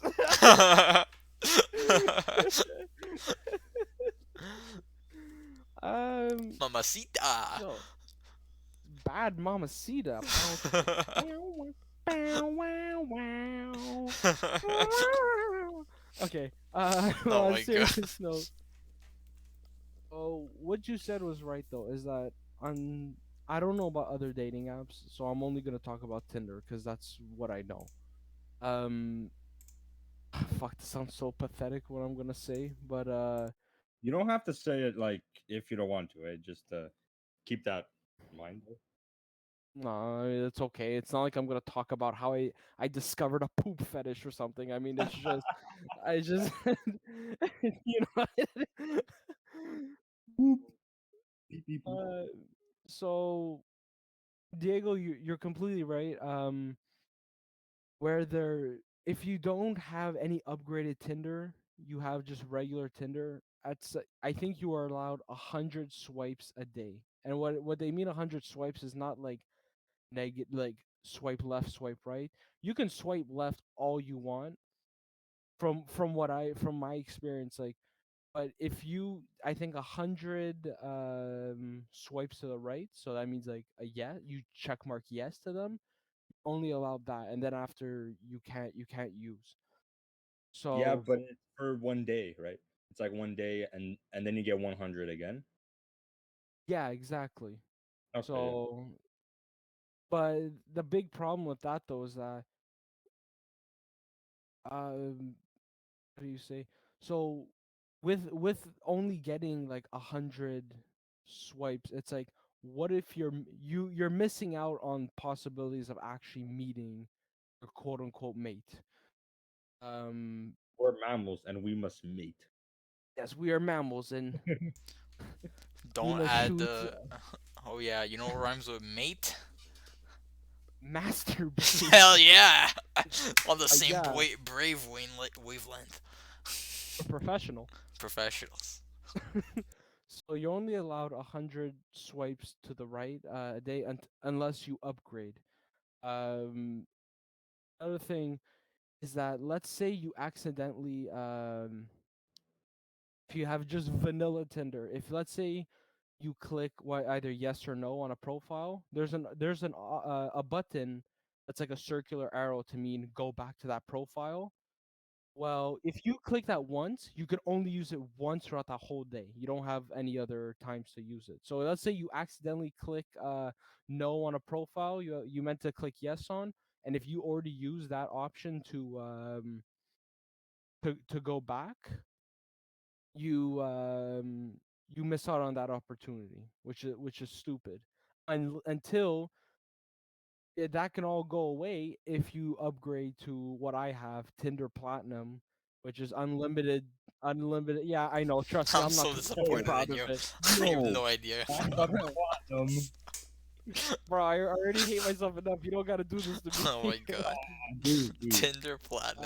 uh, so it gives you like an additional 5 super likes or some shit, and and um and you get unlimited swipes, and you can get these things called boosts that you can have the frequency of your or the higher percentage of your profile being seen more, like something like that. So there's all these little gimmicks Wait, that they introduce. There's even another gimmick which I think is stupid. You know, when let's say you send something on Instagram, it'll say, receiving, sent, and seen. Yeah. You There's an option where you can pay 5 times to see if that person, because right now, like, on my screen it just says sent, so I don't know if it's seen or not. You can pay to let it notify you if it's been seen, Oh which is my so god. stupid. Wow, And man. They're freaking gouging you, man. Holy shit. How much no, does it cost? How much are you question. spending for Tinder Platinum? How much are you spending? it's like, for I don't know if I got like the 12-month thing. I guess I think it's like $23 or some Oh shit. my god. But I'm gonna check just so I'm not talking out my ass. Platinum price. Just give me 2 seconds. One, 12 months. two. Time's up. uh, oh, okay. Sorry. Have a good evening. Okay, bye. I'm gonna dip. Okay. Well, can I actually fucking show it? Wait, Uh, I have a question. yeah. Yeah. Like, cause, like, how many dates do you like? Do you go on a month or a week? Like, I don't know how it works, but Like, how many matches you get, or how many like physical IRL dates? like, like from the matches to in person, like, how many would you say you meet up with in real life? Oh, I I've only ever fucking met up with one, and that was like the first date I ever went on with like a person. That was like fucking waste of time. Why? How was it? Was it weird? Yeah, It's didn't just you get into a car crash? Oh my god, yeah. Oh my Well, do god. you Tell the story. Go. do you want to do that? Bro, Alex just messaged me like, you're better off deleting your account. Alex, Yeah, you are. you're, You really Alex, are. you're Alex, you're smart. You're smart. You guys are all smarter than I am. I'm just too desperate. Well, if you want, we can get into like bad dates or funny date stories like afterwards, but Okay. because there's a few things I want to say. Okay, go, go, go. Yeah, that's better. Because you're kind of like it's on the company and it's on you whether you get dates or not. Like like you said, Diego, it is a business. So at the end of the day, it's kind of like when I used to work at McDonald's, we'd have to upsell on stuff. So it sends you these uh these hints of, hey, you can buy this, you can buy this. You don't have to, but it'll improve your chances. And even then, if you even buy it, it's not guaranteed that it buys your chances. So it is kind of like in a sense where it's like, when you lay down your cards for blackjack, you're like, well, I'm hoping this is the best end result. It's like sometimes it lands, sometimes you miss the mark. Most often not, you miss the mark. Yeah, Tinder And is just straight up gambling. Like, the odds are stacked against you. Tinder's the house, and the house controls all, my friend. it's it's one I think another thing that just it's just you can't put I'm not talking about going on dates and shit, but like put a price on love. It's like I don't know. I feel that's such a scum fuck thing to do. Yeah. Hey, can And you put a it price on peace? What did you can, say, Alright, John? alright. What did you say? what did you say? Can you put a price on peace? Who's buying? Yourselves, but who's buying? Me, apparently. Yeah. Sadly. And it's another good point you mentioned too, Diego, is that like it really just like it can really bring down your fucking self Yeah, it esteem. makes you depressed, man. Yeah, like It makes I mean it's just kind of like it's like it's Yeah, you how do I start say feeling like, okay, am I not good enough? What's wrong with me? What can I do to improve my profile? What, like, it's out of your control. precisely. It literally is out of your control because Tinder decides who they show you. You don't get to decide who they show you. I kind of disagree with that because I feel like I agree that it's like obviously they want you to pay a bit more if you want to be seen more, which Hmm. is one of the things the what the boost item does. And it does make you feel like, am I just not good enough? What am I doing wrong? Hmm. um because I guess this is where it also comes to like where it could be the user's fault. One, if you're a schmuck like me and you still use it, you're champ. You're wasting your time. You are. You really are. But it's also how you present yourself. It's your first impressions to someone. So the pictures you put, maybe not the best if you have snot dribbling out your nose. And you do kind of have to. It's kind of like um, what is it called when you give a CV, I guess, where you mm, want it to have like a good presentation, but the only difference between that and a CV is that you're showing your work accomplishments and what you do. This, it's like it's all personality based. There's times where I've matched with people, and in my mind, like I'm coming off friendly because this is something my sister said, and at first I just didn't get it, but now I do. The worst phrase I guess that you can use is "Hey, how are you?" And the reason why, and I know a lot of guys, and I've done it. I'm guilty of doing it too. "Hey, how are you?" Apparently, that just leads to small talk, and that's not what someone wants. You don't want small talk. But the thing is, though, is that if I meet someone in real life, I mean, saying "Hey, how are you?" That's a normal thing to say. That's how on my first date ever. That's "Hey, how are you?" That's a normal thing people say. And then I feel like I'm a horrible texter, but when I can talk to someone and have a conversation, I feel like I'm exponentially better. And that's the thing, though, is that yeah, off the phone, me and someone, we can have a normal conversation, and we can maybe really click. I do that with a lot of meeting my friends. It has nothing to do with how I present myself online. It has to do with, because at the end of the day, if I let's say I were to like date someone, we live together, it's not matters is the in the IRL connection you have, but when you're on Tinder, it's kind of like people build up like an ego that they have, and that you're kind of like competing with egos. That's not to say that everyone's like that. It's not true at all. But I feel like you said, like I said, competing with egos, but it's also how you present yourself. That's like I feel like a lot of people that say, oh, am I not good enough? Like there's some times where like I'm reading my bio and I'm like, I don't know, I'm just describing myself or whatever. And like I'm not saying stupidities, but also you have to somewhat make yourself sound interesting. And Justin, that's knowing you, I remember like my family and I would crack up all the time. Like you come over to my house, and the first thing you're like, "Hey, how are you? How's it going?" And just your tone and everything, it's like super friendly, but like it's like ingrained into my brain. I don't know how to describe it. It's so you. Like, and it's so funny to me. I don't know why. I just crack up every time. You're like, "Hey, how are you?" And the image you gave me in my head of like, oh, if I'm gonna live with somebody, I'm like, imagine waking up next to the person every morning.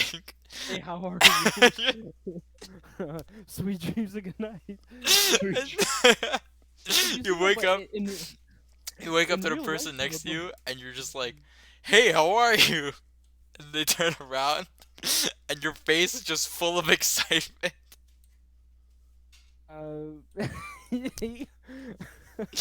uh, that's I funny just though. I can't get that picture out of my head, man. It's But fucking when you funny. think about it, saying like good Oh night man. and hey, how are you? Those are normal things, whether you say to a girl you're trying to hook up with Yeah, but on or Tinder, it's like 90% of the girls don't like My they God, don't want I'm that. sorry. I'm sorry. I'm sorry.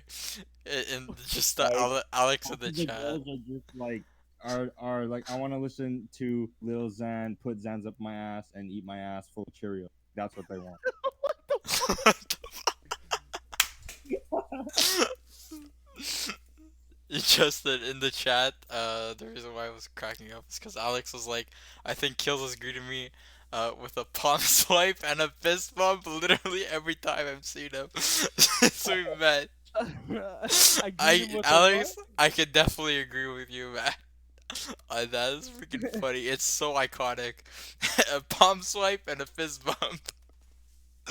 What, what in your guys' opinions? Because I basically just talked a whole bunch. Oh man, What do you think when let's say you're on it really when you're is. on online dating services? What's something that like things on profiles that just like it's like an instant turn off? Oh my People's god, there's height. so many People's height's red number one. red flags. Oh, you need to be above 6'7". If their bio is just dumb, then they're dumb. Yeah. It's best if they just have no bio. I actually I this sounds so stupid, but like the first thing I look at, I mean like when I had the app and stuff, is I just look at like what their song is, and I Same. just base it off of that. I'm like, okay, you listen to this fucking like horseshit, okay. Next. There's times where there's girls would be like, "You have if you love country, marry me." I'm like, bro, I'm not fucking listening to to modern country or any country. Yeah, yeah, Yeehaw, bro. I'm not. Grandma needs help on the farm. Like, get the fuck out. No, but like, look, what I said sounds so bad, but it's not every song. It's just if it's some like, like if I look at a profile and it's just like this, and it's like the bio's dumb, and the song is just like I don't know some dumb shit. Like usually, I don't Billboard know. Top 100. Yeah, something like that. It's like here's the top fucking hip hop rap song Zan fucking rodeo, and it features 10 people that sing on it. It's like I know that's bad, and I know this just isn't for me. So bye. You know how many times I've seen people, I mean, whether they're songs I like or not, how many times I've seen people's top things were uh Drake, Pop Smoke, Yeah, it's like I that. Cardi B, and it's like and I don't want to judge. You can't judge people off music because Yes. if that was the case, people would think that I'm a fucking serial killer, you know. But like, but Nah, like not. at some point, it's kind of like show me something interesting. But I don't only base it off music. I don't Like, know. To me, Yeah, with no, the music thing, shouldn't. if it's something different, it tells me that you don't follow trends and that you don't get on bandwagons easily. Because if everybody's listening to the one song, oh yeah, it's the new song. Oh, it's Driver's License by whatever the hell her name is. I'm so tired And of that oh my song. god, like it gets like okay enough, and that's all you see. It's just oh yeah, I listen to the song because everybody else is listening to the song and it's the most popular song and that's all they listen to. And Yeah, like if cause what? Sorry, but it's just like what runs through my mind is like I don't mind if they listen to that kind of stuff, but it's just the odds of me having a intelligent conversation with them is it's like really low, fucking yeah, yeah, it's just very low. So I'd rather just not deal with it and just and plus they probably won't even like me too. So it goes both ways. It's like yeah, bye bye. One thing I really hate is I don't know what's the purpose of it. It's like the Tinder profile. They may even if they most of the time they don't write a bio. Sometimes they do, but they don't actually put pictures of themselves. It's either black screen or like just memes, and it's like, bro, like to me that's a huge turnoff. I just press X on that. Well, they probably go on the app just to look at all the people and what they write, and they just like make fun. I mean, because it's like who would want to swipe on them if you there's don't no see how they look information, like. yeah, Yeah, exactly. But I just feel it's like whenever I see that, I'm like, bro, like to me, it's just such an eye roll. That's what it is. I always hate seeing that. It's kind of like, bro, stop wasting my time. I could use these thumbs to actually make a decision, not just yeah, get the fuck out of here. Yeah. yeah. Anyways, but yeah, What I are don't, you, Diego? What's something that's like instant turn off whenever? I don't know. I You guess like I have like the last time I had that installed. I don't know, I don't even think I was an adult yet. I don't think I was even 18. Like, so it's been a while, but from what I can remember, I guess people with, I know people with height in the bio, like, oh, you have to be this tall or whatever. Like, it kind of was like, okay, well, fuck you. I can't control my height, or, but I can control the way, like, I look, like my physique, like by exercising. So but that's a different story. And Pre- the group picture, like people with group pictures, and it's only group pictures. Okay, but who are you? Are you the person on the left or the person on the right? Like I can't tell. yeah, And I know. that, Oh, yeah, I'm not trying to going play off of guess that, who. Like, yeah. yeah, Or yo, John. you were you gonna say, yeah, John? Yeah. I just wanted to say, going off of that idea, when they post pictures with like a dude with them, like what the fuck is that? This is my guy best friend that secretly Yeah, wants to it's like bang. I don't know if your cousin, your brother, your gay best friend, your ex-boyfriend, your dad, Gay your best friend. uncle. Like, why do you do that? It's just dumb. Just don't do it. Yeah. Like I don't want to see other people. I want to see you. This profile is not about you and your friends or whatever. You could tell me about your friends later on. I'm here to learn about you. Tell me about your interests. So I don't want to see a group picture where sift through I have to sift through and play a guessing game of who's who. Yeah. Also, side note, even if I'm in the basement, I promised I'm not some like basement dwelling obese woman hating incel. That's one thing I don't want to I don't want people to think. Next episode, we're doing the Date Justin raffle prize. So all the ladies, come on Oh up. yeah, sure. Send your applications in the Instagram DMs, and we'll look at your profile Oh yeah. and see if you're a good match for Justin. Do you guys have any like funny date stories or stories that stem off from like or funny or crazy stories that stem off from like online dating? I just I from using the app, I went on a date with one person and it went well. But other than that, it was just these girls that like people that I would match with and people that I would speak to, it was just like red flag after. So Like nothing really what? came out. Or some red flags that you saw? Oh my god. I mean, I don't want to like say anything too personal or whatever, but it was just like just one person. I mean, this could be a fucking lie for all, but like as soon as they said that, I was just like, nope. Basically, their ex-boyfriend lives in a different part of Canada. I don't even fucking remember. Was like fucked up and he threatened to do like all these things to her to like fucking, I don't know, like and she was engaged to this guy What? and she Whoa. yeah and like and like she's our age, okay, and What? she What? moved to Montreal to almost like hide away, and that's what she told me, and that was like the last time I used the app because I was like, yo, fuck this, I'm out. Yeah, and she's on Tinder. What the hell? Yeah, she was like extremely kind and stuff, but it's like that's just like so much of a red flag, and I don't even know if it's real or not because like you don't like really know these people. Yeah, so that was definitely the weirdest thing that happened. Just like a total like what the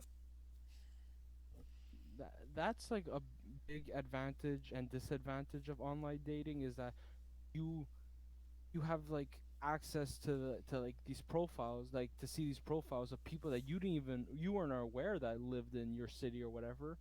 So you get to see more, but at the same time you get to meet people that you really wish you never met. yeah.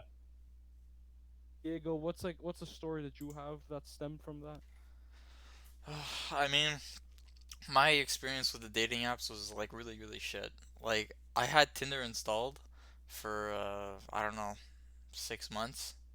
I got one match and it was a bot. Ouch. And then after that, I was like, okay, this is not for me. Then I tried Bumble, which is like the girls have to message you first. How did That's that go? and I'm matched with one girl, and that went pretty well. And yeah, and that's it. And then we talk every so often, but that's it.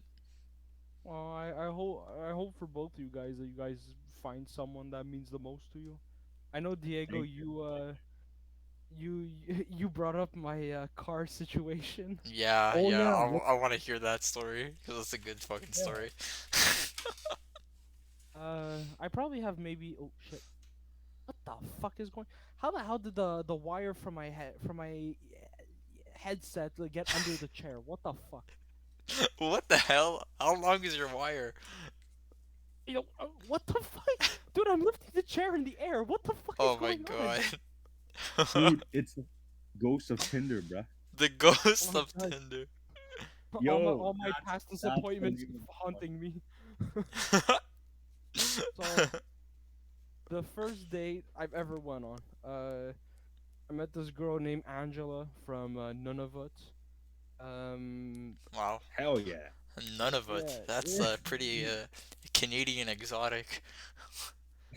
Oh yeah, the exotic winter, the exotic tundra. Exotic, exotic women from Canada.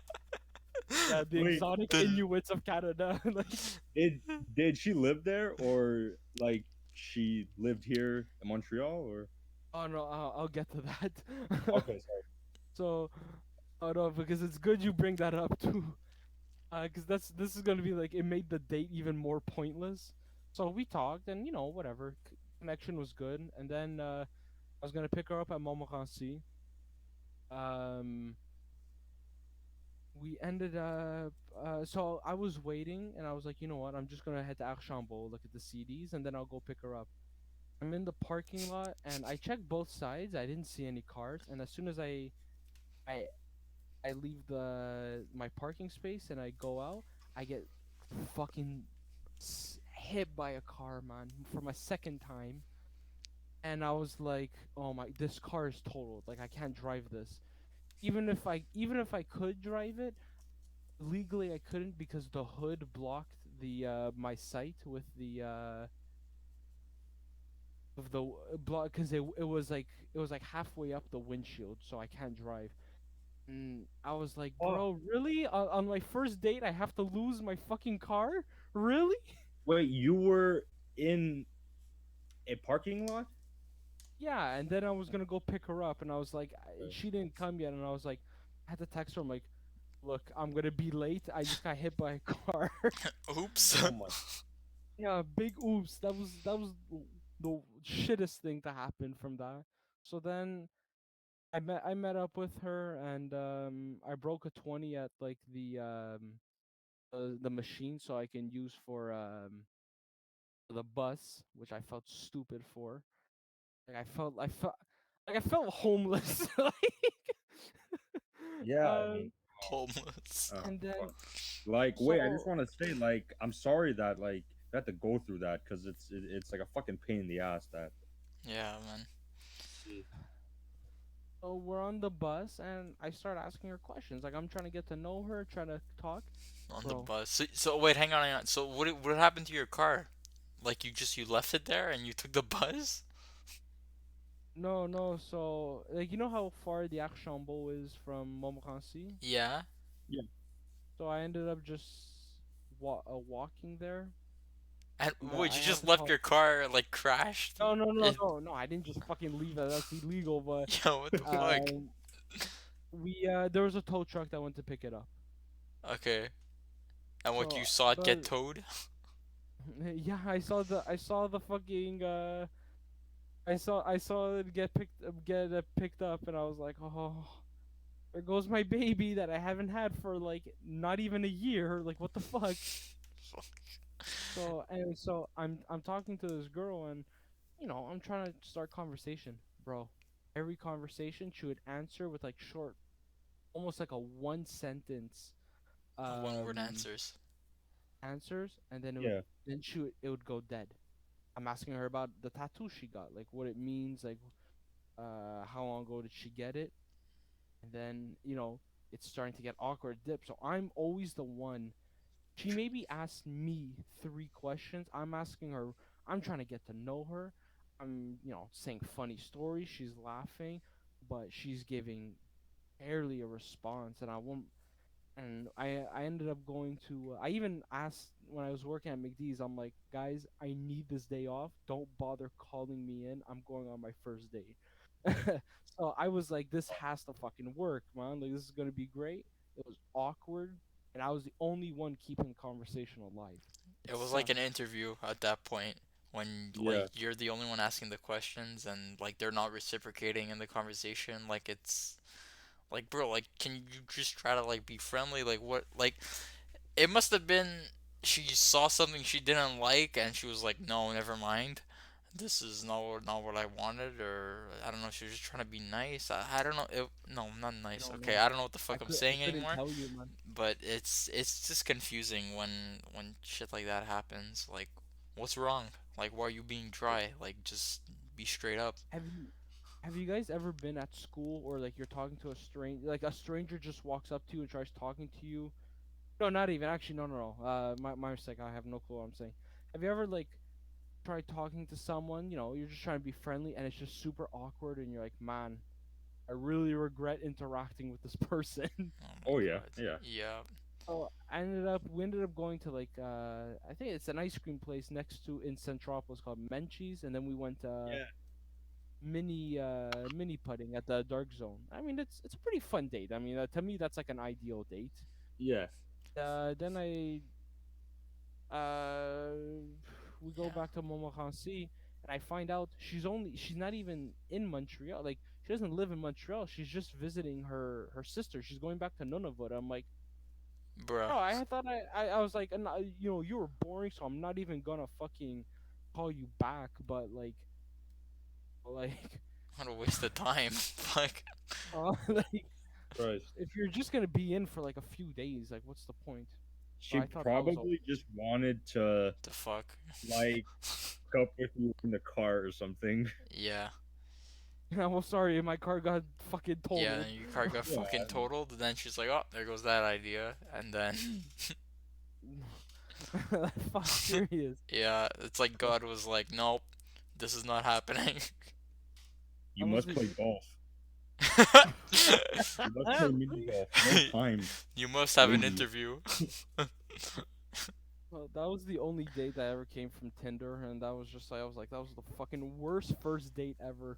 Yeah, Fuck it really that. can't get any worse. A car crash, a dry ass conversation, and you paying for everything. Like, doesn't get Top any of that. worse.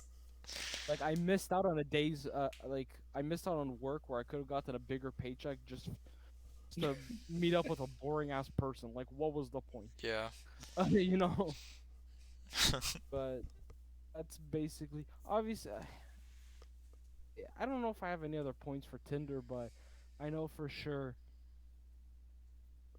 there it is a possibility that you can meet someone there, but it's really from what a lot of friends and my ex-girlfriend told me and just other people, Tinder's usually used for the I'm here to get laid app. That's Yeah. Yeah. it's basically that. Yeah. Yeah. I could never like I'm too much of an anxious just like I could Person. never use an app like that just to hook up because I'm just too anxious of a person, I guess. I get anxious because I'm just like I've had people they just unmatched with me because I took too long to reply and I'm just like I don't know how to reply because if I just say how are you I'm just it's not a good enough way for people to be interested and I'm trying to look at pictures for clues of what I can perhaps say and I'm just like I don't know how to Yeah, it but ends up that's becoming it becomes relieving after when they just unmatch with me because I'm like, bro, fuck that. That was nerve wracking. yeah, but I mean, Justin, that's who you are though. Like you always start off, "Hey, how are you?" Like you can't like pretend to be somebody else and try to like make it different. Like you see how like you're trying to change yourself and you're trying to adapt to like the Tinder like landscape and everything. Like, dude, like it's not doing you any good. Like, Yeah. but hang on. Well, I can't say that because you matched with somebody, the Mamacita, that I don't know about anything yet. So I don't know. Oh I don't know. yeah. I don't know if you want to talk about it now or if you want to talk about it later. But The first thing I wrote to her was, I gotta say, big fan of that Star Wars shirt. Very nice emoji, and she wrote thanks with a laughing emoji. So very that's when we started nice. looking, and I was like, well, to be honest, it's a fucking nice Star Wars shirt. Let me borrow it sometime. That's fucking good. That's good. That's good. uh, Yeah. I don't really have anything else to add to the Tinder stuff, but we've been going for almost 2.5 hours. Uh, New record. yeah, new record, longest episode so far. It's Uh, probably because I went on for that and I wasn't shutting the fuck up at all. no, that's the point. That's the point of the podcast, man. Is for you to fucking for us to ramble on and on and on. That's the point. If So any girls want to win a date with Justin Kills Aquino, you could DM the Polaris Instagram. X, yeah, DM the Polaris X Instagram, and we'll set you up because Justin's a great guy, and we'll look at your profile on stream and determine whether you're a good match. Don't do this to me. Don't do this to We'll me. see if you're worthy or not. We'll see if you're worthy or Oh not. my god. Justin, don't worry about it. We got only Alex is listening, so it's okay. Okay. Um. That's this was one thing. This has nothing to do with Tinder, but like when you said like that's the point of the podcast. Like you think about like it really. You know how like like radio shows like we have obviously topics and shit, Mhm. but what I like most about this, and I feel like this separates from a lot of stuff, is like it really just sounds like three amigos hanging out in in one of each other's basements and just cracking jokes like Yo, that's what I like. when COVID is over, we have to do an episode or like a live stream where like All in we're person. like all in person. Yeah. Oh, that would be hilarious. Oh, I dude, don't know how that'd be we would do fun. that. Like we'd have to get like a camera or whatever like set up, Yeah. and like we'd each have to have like our own microphone or something. But I don't know. We could figure it out though. for sure. Cause remember what I said like in the track side. I'm like, this feels like uh, cracking a cold one with the boys. So I can't wait till we actually get to like hang out again. Cause COVID just fucked Yeah. everything for us, man. Okay, what song do you guys want to play for the outro? Uh, oh fuck, John, do you want to choose? You choose. You choose. Me? Yeah. Okay, just give me. I'm gonna pull up on the playlist. I'm just gonna Okay. see what the fuck we have. Or we Oh, could do a random number generator and we can just Oh, I'm down. I'm down. I'm down. oh fuck, cause I just found a song that I wanted to Okay, play. well Oh, never what mind. song do you want to play? Uh, oh fuck, it's between two. It's either by a band called Contaminated, Squad Lid Survival, or Preaching for Mass Suicide by Damaar. Which number is that on the playlist? I have no fucking clue. I'm It's right searching it's it on right my next to it. It says 17, 18, 19. No, it's not. It's not on like on the phone. It doesn't do that. Oh, it doesn't do that? I Okay. No, it's at the very end. It's like Okay. they're right next to each other. What's it called? Squadlet Survival? Squadlet Survival by Contaminated, or you can play like Preaching for Mass Suicide by Damaar. I don't care. Okay. Which song do you want, John? Pick a number Oh. between pick one or two. Okay. Two. Alright, we're gonna play Preaching for Mass Suicide. Oh, just quick information, just fun fact about this band. They're from like the Middle East, and I mean they're a war metal band. War metal is like bestial black metal, so bands like Revenge, Blasphemy, Goat Penis, and whatnot. And Goat penis? What the dude, fuck? I bought it, dude. It's pretty fucking heavy shit. It's good. It Alright. doesn't just sound like random diarrhea. But so anyway, so Damaar, they're from like the Middle East, and you know how like religious they can get. I mean, Oh you fuck. can get Oh fuck, I got what? Oh shit, okay. Oh my god, What? I fucking pressed play and all you hear is just Let me pull up the Twitch. Oh my god. But just so they're from like, the Oh Middle my East. god. They're from the Middle East, and like if Oh, you're what like the fuck? Oh my god, hang on. I What? keep trying to play the song to try to get it ready. Okay, go. I'm not gonna click anything. Go. Okay.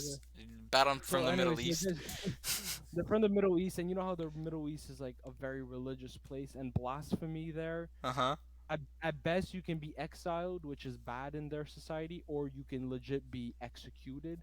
And this band only made like one project, and there's speculation that they either moved to Australia, formed a punk band, or they're dead, or that they reverted back to like Islam or some shit. So that's just a fun fact. They only made one. There we go. That's just all. Just like that's a fun fact from the Middle East. Fun. Alright, now with the lovely intro, we will now play Damaar Preaching for Mass Suicide. Uh, Alex says, put a Goat Penis song as your Tinder song. Dude, you can link shit to Spotify. They fucking remove Goat Penis. It's like, yo. Actually? Oh fucking my shit. god, bro, that's funny. Yo, wait. You gotta Okay. keep part in. Just him saying that they removed goat penis. Yeah, that attracts all the women. Goat Penis. They remove Goat Penis. Alright, here was Damaar Preaching for Mass Suicide. Sweet dreams, good night. Sweet dreams, good night.